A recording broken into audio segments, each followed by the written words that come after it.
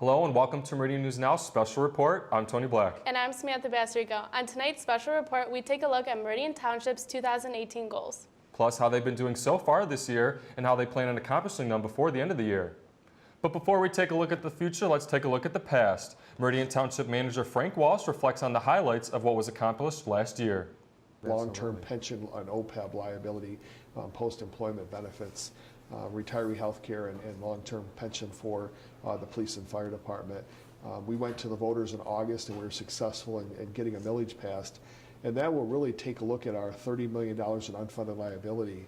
And right now our fund is about 57% funded. And with what happened in 2017, in 10 years, we hope it to be 100% funded here in Meridian Township. That had to be our #1 accomplishment in 2017. Walsh presented the 2017 accomplishments and the 2018 goals to the Township Board in November of last year. The 2018 goals were also approved at that same meeting. This year, Meridian Township is making it one of the top 10 priorities of the year to start progress on the redevelopment of the township's core commercial areas. HOMTV's Forrest King gives us a look at what that goal entails. In 2018, Meridian has set a goal for itself to redevelop the township's core commercial areas. The Township Board adopted the master plan for the township as a whole in November of 2017. And in that, they identified 3 commercial areas that they called PICAs, which are potential intensity change areas. These areas include the Four Corners of Okemos, the downtown Hazlitt Shopping Center, and the Carriage Hills Shopping Center on Lake Lansing. If you spend any time around the township, you'll notice those 3 areas are really lacking in development. They've been vacant long enough. They're starting to merge towards blight, and we don't want that. The township's ultimate goal is to help create a sense of a more connected community with a wider variety of small businesses that suits the township's village characteristics.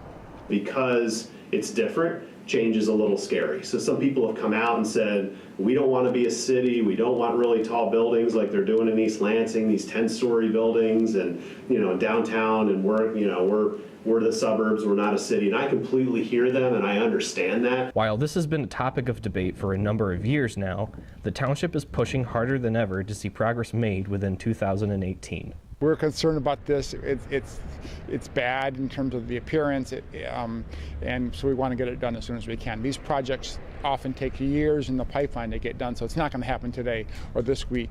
We want to get them started. We want to get shovels in the ground. We want to get these plans, good proposals, environmentally sound proposals before the board, before the planning commission, get them reviewed, get them vetted, and then approved and underway.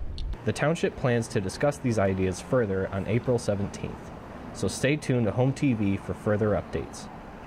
In Meridian Township, Forrest King, HOMTV. The Township Board is more determined than ever to see progress made in these developments and expect to see some real progress within this year. Meridian Township Director of Economic Development Chris Buck sat down with us and told us the process in which municipalities go through in order to be redevelopment ready community, or more importantly, how to be redevelopment ready certified. Take a listen. If we become a redevelopment ready certified community, all of a sudden that opens up incentives from a statewide standpoint. So not only can Meridian do these things, whether it's some sort of a tax abatement or a grant or the interest-free loan, by being a redevelopment ready certified community, now all of a sudden the state's resources can open up and really be a difference maker in allowing a development to occur right here in Meridian Township. The RRC certification is through the Michigan Department of Economic Development. There are currently 6 emergency sirens in Meridian Township, with a 7th one coming to Wanch Park in April. I spoke with former Fire Chief Fred Kopower on this 2018 goal. Take a look. Adding additional emergency sirens to Meridian Township was just one of many goals presented by the board for 2018. The reason for these sirens is weather can change quickly. And we think if the warning sirens can alert them to changing weather conditions, then they can act appropriately, and we think it would be better for the safety of our residents. Sirens tend to be located in populated areas where a lot of people are. Now, one of the areas we do have a warning siren that isn't around a lot of homes is the Harris Nature Center, but it's around where a lot of people are outside, especially children and that. Here at Harris Nature Center, as well as an emergency siren system, they also have a PA system. So if someone was to ever go missing here, the director can go on the speaker and announce it to the public. Sirens are tested on the first Saturday of the month at 1 p.m. Otherwise, if you are outside and hear a siren go off, seek shelter immediately. Another Meridian Township goal is to get the ISO fire rating from a 4 to a 3. The lower your number is, the more you save on your insurance. Less than 18% of the fire departments in Michigan are a 3, but Meridian hopes to be 1. We will keep you updated as emergency sirens are implemented throughout the year. For all of you concerned with the roads, you're in luck. They are on the list this year. Turn that music down, it's time to focus on the road. The infamous pothole season Michigan is known for is in full bloom. But don't get sad yet, as part of the township's 2018 budget goals, roads will soon see some construction. Assistant Township Manager and Director of Public Works, Derek Perry, determines what money they have to go to the roads, and then he looks at what's remaining to allocate towards the local road system, and really then we start looking at that to see how many additional general fund dollars can we put towards roads. Bill Conklin, Ingham County Road Commission Managing Director, knows what causes this. We tend to have more freeze-thaw cycles, which wreak havoc on our roads, particularly as you can see on Hagedorn Road this year. The biggest problem? There's not enough dollars for roads in Michigan. After nearly 20 years of lacking road revenue, last year the state increased fuel taxes and registration costs. It then gets distributed throughout the state. So far, that is calculated to $600 million statewide, which is about $3 million for Ingham County that we're using throughout the county and in Meridian Township. For 2018, Meridian Township has just over $1 million to spend on local roads. That total to fix things like this comes from $400,000 from millages that every citizen pays, $115,000 from the county, and $550,000 from the general fund. The usually 4.5 miles of local roads won't be the only things worked on this year. Roughly 9 miles, give or take, of work on primary roads in Meridian Township. Projects are expected to begin in the coming summer months and be finished by Labor Day for the return to school. All Conklin is asking for, patience. One of the township's goals in 2017 was to figure out the appropriate course of action regarding medical marijuana, and this year they have the same goal. We had some conversations here in the past about medical marijuana. Citizens and businesses have been inquiring at the clerk's office, questioning the opt-in procedures for Meridian Township for the licensing medical marijuana facilities. So in 2017, this board said that we should discuss this after December 15th, when the state rules would be finalized. It is now January 9th. The rules have been finalized. The state is promulgating these rules. So I would request that we have a discussion item on the agenda at the next board meeting regarding Meridian Township and the Michigan Medical Marijuana Facilities Act. Although medical marijuana is a major topic of discussion, township board members have yet to discuss the appropriate action they would like to take. However, they intend on figuring it out before the year is over. Coming up after the break, HOMTV's Rudolph Sinitis sits down with Meridian Township Police Chief Dave Hall, where they will discuss the criminal sexual conduct initiative sparked by the Larry Nassar scandal. When we come back to Meridian News Now special report, your source for community news.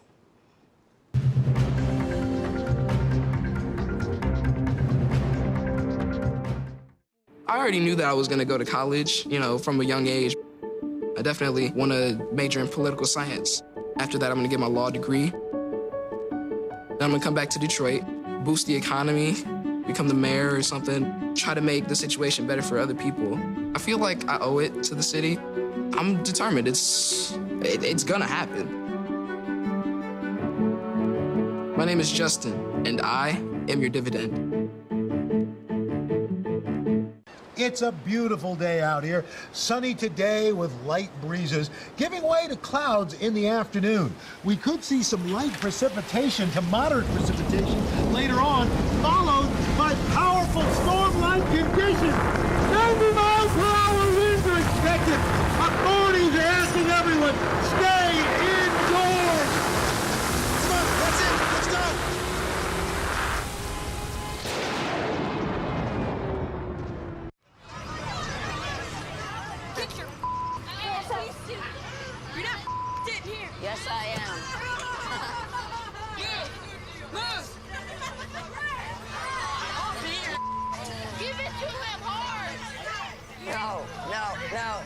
Every day, kids witness bullying. Why you stab me with it? No! They want to help, but don't know how. Oh, Teach your kids how to be more than a bystander. Visit stopbullying.gov.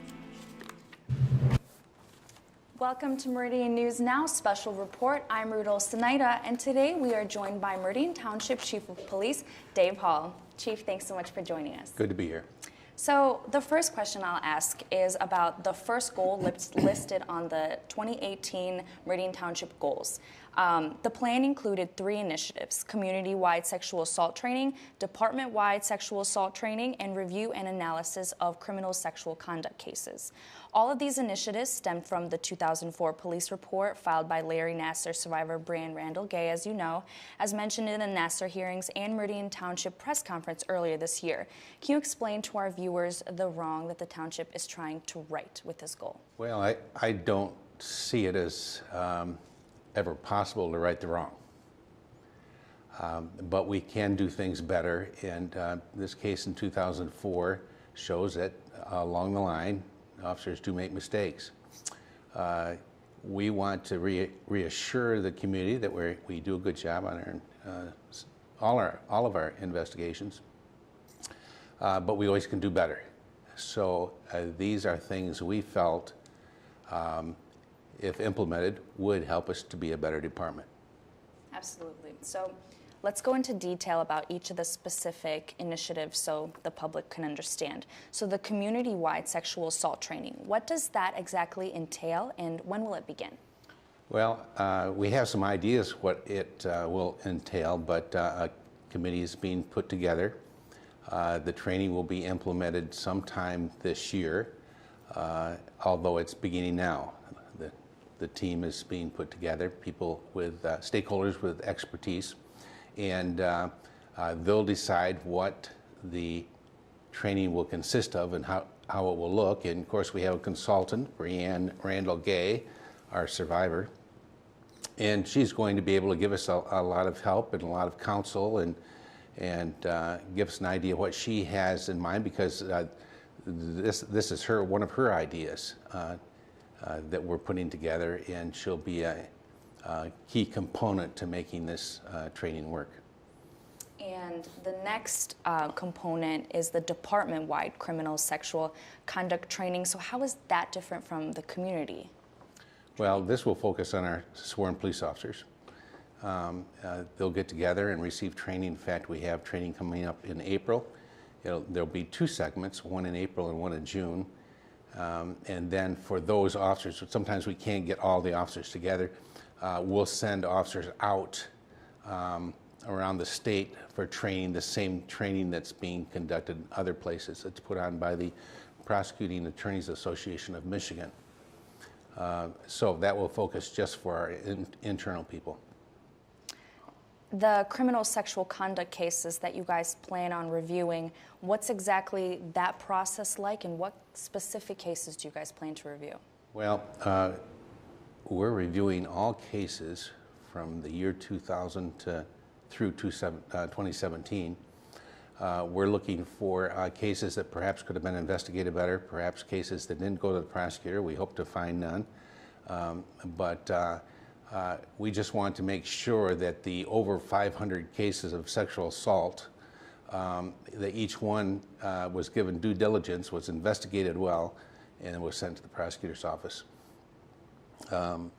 That's our main goal. We hope to find nothing, but we're human beings, and we may. But this is taking some time. We went through the investigation initially, the review of the reports, to see if there weren't any by the investigating officer of 2004, and found all his other investigations to be in order. So that was great news. And but now we're going through the other, I'd say maybe close to 600 cases, at least 550, and making sure that those were done right and that we can't do more. And that's taking some time, because we're looking at each individual case, reading each case for how it was investigated. Right, and you touched on this a little bit before, but how do you think the specific partnership with Brianne will factor into the initiatives and the overarching goal? Well, we hope that Brianne in part, for example, for the training for the officers, that we'll be able to get her story, that she'll be able to present that to the officers, and it will give the officers something to consider to help make them better investigators and have a compassion and a true understanding of what a victim goes through. So she has that experience she's bringing to the table, and we think that's going to be a big factor. How are these initiatives going to be funded? Well, a contract has been entered just recently with Brianne, so there's some expense there that will come out of the general fund. The training, I think that most generally, people participating in developing the training will not receive compensation. And of course, then the training, whoever it's conducted by, we don't anticipate any costs there. So our costs going out from here, I don't think will be much. How do you think this newfound attentiveness is going to benefit the community? Well, I think the community needs to be reassured that we do a good job of investigation. I think people will recognize the fact that we're doing probably more than many departments across the nation. This is several steps forward. Departments get training. Much of the training comes from a mentor police officer. They see how that officer performs and then mimics that. So I don't think there is that much training that whole departments receive. They'll send an officer here and an officer there, and that officer, probably an investigator, receives the training, but this is department-wide. We think that sort of stands out by itself, and I think it will make us better police officers, better investigators. And lastly, as Chief of Police, how does this make you feel that this is at the very top of our 2018 Township Goals? Well, I think it tells you how important it is to us. There's no doubt about that. I think it tells the community how important it is to us, and how we're committed going forward. That should give people confidence in our performance and know that our heart's in the right spot, and we want to do our very best and be the best police department that we can be. Certainly we are good investigators who solve many crimes, but this is just a step forward, telling people that we want to do better, and I think this is one way of going about that. All right, thanks so much for joining us, Chief. We really appreciate it. Meridian News Now special report will be right back after this break.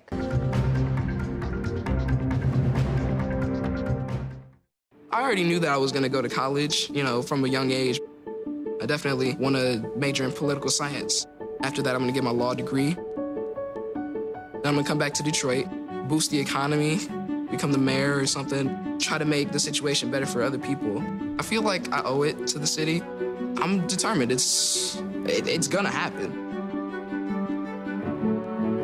My name is Justin, and I am your dividend. It's a beautiful day out here. Sunny today with light breezes, giving way to clouds in the afternoon. We could see some light precipitation to moderate precipitation later on, followed by powerful storm-like conditions. 90 miles per hour winds are expected. Authorities are asking everyone, stay indoors. Come on, that's it. Let's go.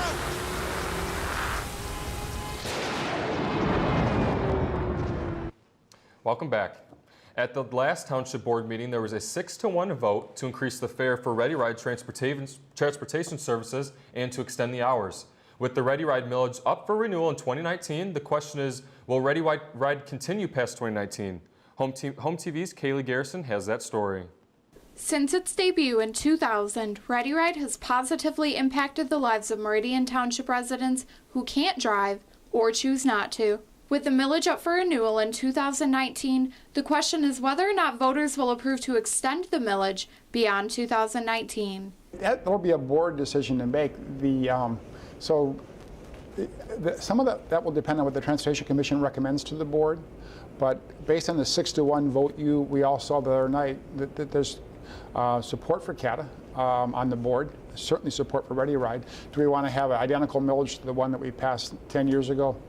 it's a good question. Trustee Dan Opsimer is confident the millage will be renewed. I don't see us wanting to take away a valuable service like Ready Ride, so I can't see there being any calls to get rid of the millage. In the meantime, the Township Board made changes to Ready Ride with hopes of improving it. At the Township Board meeting on March 20th, multiple residents spoke out and requested that the Township Board delay their decision to increase the fare for Ready Ride until CEO of CATA, Brad Funkhauser, could be in attendance. After speaking with Trustee DeShane, he said he doesn't think the decision would have gone any differently. The board approved it by a 6-to-1 vote, so it was pretty close to a unanimous vote as it was, and so I think the board stood firmly behind Ready Ride and is looking forward to the expanded hours that we're going to get with the new Ready Ride service starting this summer. Maintaining Ready Ride is just one of 11 goals the Township has for 2018. We've got big goals, and we have a great community, and with a good board and a great community, there's no reason why we shouldn't make all of our goals. In Meridian Township, Kaylee Garrison, HOMTV. 5 new service locations were recently added to CATA's Ready Ride program, including Costco and the Meijer in Bath Township. Another 2018 Township goal includes enhancing the recently developed Township website. The new Township website has launched in September of 2017, which is a part of last year's goals. This year, the Township will be enhancing the website to not only maximize exposure and provide timely information to residents, but to meet ADA compliance and business friendly. Next, we're going to take a look at another important goal, increasing diversity in the workplace. A recent poll ranked Meridian Township as the #1 place to live in Michigan and gave an A+ to schools, housing, and diversity. But even though the Township has high regards, Human Resources Director Joyce Marks says that the Township still needs to strive to be better and that the poll may not have reflected what our current residents and school systems look like. The goal specifically states that Meridian Township will, quote, continue to maximize recruiting and network efforts to achieve increased diversity in the workforce. Mark explains exactly how the Township plans to do that and why it's so important. Implicit bias, for example, that do we really understand what we mean by implicit bias? And the way we were raised and our attitudes, we need to take a good look at, is that getting in the way of us really reaching out and understanding that diversity is, it's really more than just a color of skin or male or female. It involves a lot more about our cultural backgrounds and our acceptance of others. So we need to have a more open mind, and we need to get into a lot more of the colleges and early recruiting. Well, there are various ways that we've been working over the last 3 years to increase our effectiveness in recruiting and hiring. We joined the Lansing Economic Area Partnership Initiative in 2015 and 16, which was headed up by former trustee Angie Wilson and I. We were involved in several workshops during that year, during 2015 and 2016.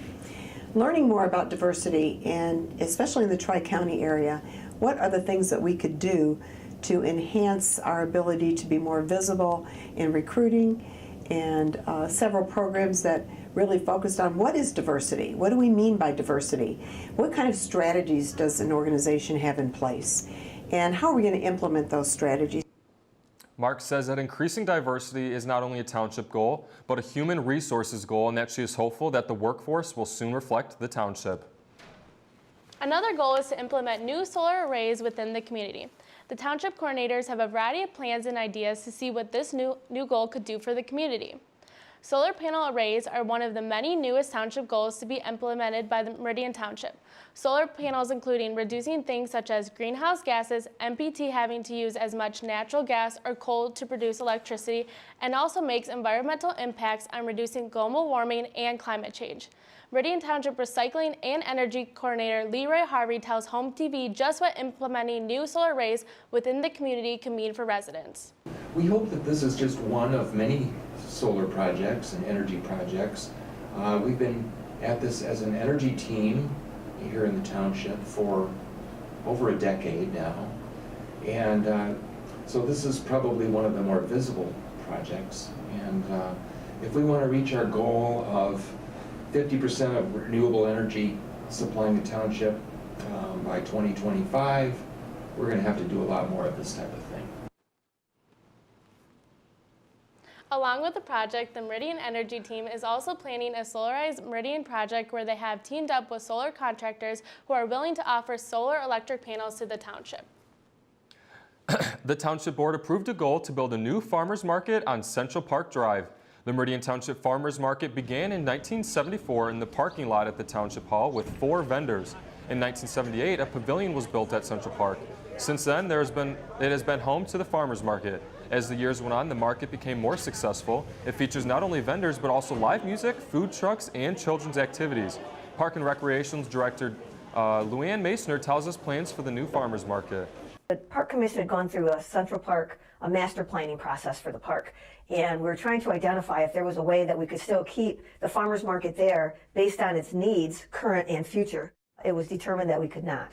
So that's when we went and spoke to the Meridian Mall, the CBL Properties folks, and said, hey, what do you think about us coming over here? And they were very excited to develop a public-private partnership, and I should be receiving a land lease, 30 years for $1 a year is what has been proposed. We would be able to use their parking lot, and we would build a brand new farmers market facility on the green space adjacent to Studio C and Yonkers there, right on the curve of Central Park Drive. The design and engineering is expected to take place in June and July after the Park Commission solidifying with their plans at Meridian Mall. That's all for this edition of Meridian News Now special report on the 2018 Township Goals. I'm Samantha Basrico. Remember, you can stay up to date by following us on our social media on Facebook and Twitter and at HOMTV.net. I'm Tony Black. Thanks for joining us.